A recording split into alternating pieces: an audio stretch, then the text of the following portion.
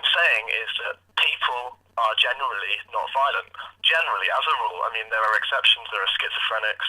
There are people who have been mentally conditioned to kill through the army and various police forces. There are people who are able to kill. But generally, as a rule, people are uncomfortable with the use and with taking violence. I mean, I can think of another exception.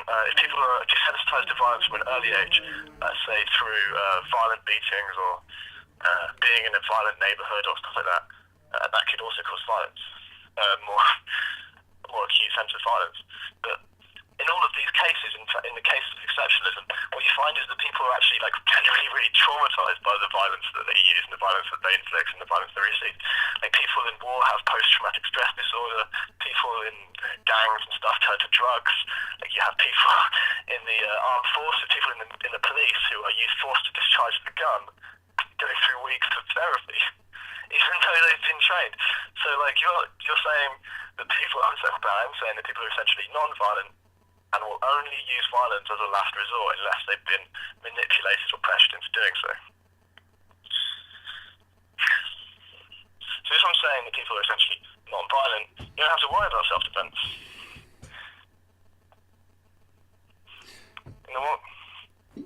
Your This moral principle is that it doesn't. If I say that's a moral principle, I do agree it's a moral principle. Do you agree that is a form of moral principle? Is that a moral principle or not, Andrew Smith? It is. Yes, I guess. it is. So You'll at least give me that it is a moral yeah, principle. of course. Number two, is it consistent? Do I say violence is acceptable in this scenario or violence is acceptable in that scenario? And take some time over this. Think about scenarios in which violence to you may be considered okay.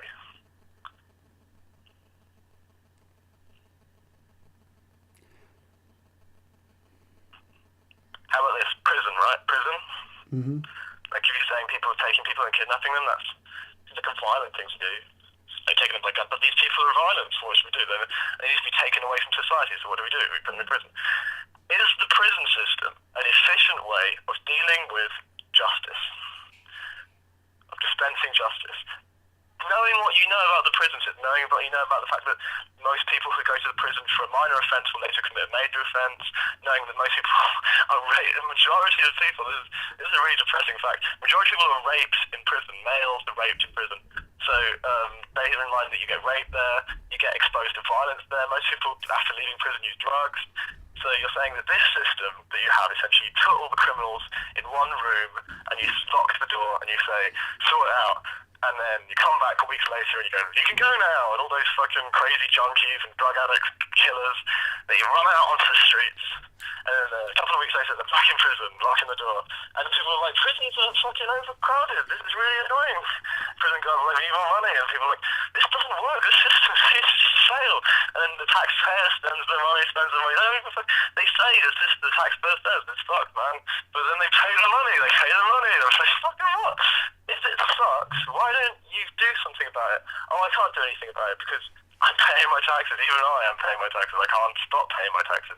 The government has successfully made it so I have no choice whether to pay these institutions or not pay them. So I have no form of criticism. I have no power in this.